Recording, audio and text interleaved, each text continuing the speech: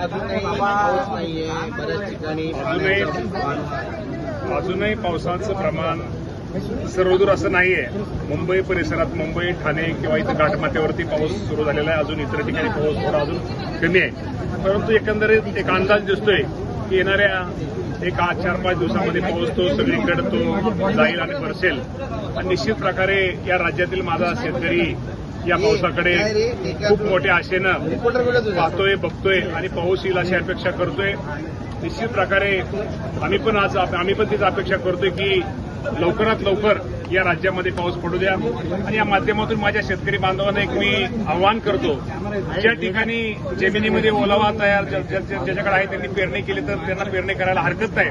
पण अजून ज्या ठिकाणी अजून जमिनीमध्ये ओल नाही अशा अजूनही त्या बाबतीमध्ये शेतकऱ्यांनी थोडं थांबून पेरणी करावी, पावसाचा अंदाज बघून पेरणी करावी, हे मी राज्यातल्या शेतकरी बांधवांना करतोय. परंतु निश्चित प्रकारे गेली 2 दिवस एक आशादायी चित्र या पावसाचं दिसतंय. हवामान विभागाचाही अंदाज दिसतोय आणि सर्वच तज्ज्ञांचाही या बाबतीमध्ये अंदाज दिसतोय की येणाऱ्या 2 दिवसामध्ये पाऊस सगळीकडे, पाऊस 3-4 दिवसामध्ये, आठवड्यामध्ये सगळीकडे पाऊस या राज्यामध्ये व्यापक स्वरूपामध्ये होईल. आणि ती आपण निश्चित प्रकारे अपेक्षा करूया. पाऊस कमी पडेल आणि पीक संदर्भामध्ये देखील आज काही महत्वाची चर्चा होऊ शकते का कॅबिनेट मिटिंगमध्ये? तर प्रत्येक आठवड्यामध्ये आम्ही पीक पाण्याचा अहवाल आमच्यासमोर मांडला जातो, त्यामध्ये चर्चा होतच असते. मी तुम्हाला ताई एकच आपल्या माध्यमातून सगळ्या शेतकऱ्यांना सांगतो की निश्चित प्रकारे शेतकरी बांधवांनी पावसाचा अंदाज बघून पेरणी करावी. आणि निश्चित प्रकारे पाऊस तर आज एकंदर हवामान खात्याचा अंदाज किंवा एकंदर वातावरण बघितल्यानंतर निश्चित चित्र हे आशादायी आहे. आणि लवकरात लवकर चांगला पाऊस या राज्यामध्ये पडावा अशी निश्चित प्रकारे आपण आशा बाळगूया.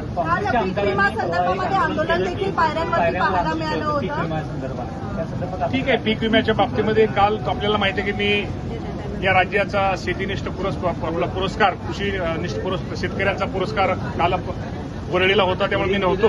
परंतु त्या आमदारांचं म्हणणं ऐकून घेईल आणि त्या बाबतीमध्ये निश्चित प्रकारे त्यांच्या मनात जे काही शंका आहे किंवा त्यांचे जे काय ते दूर करण्याचा प्रयत्न निश्चित प्रकारे करील.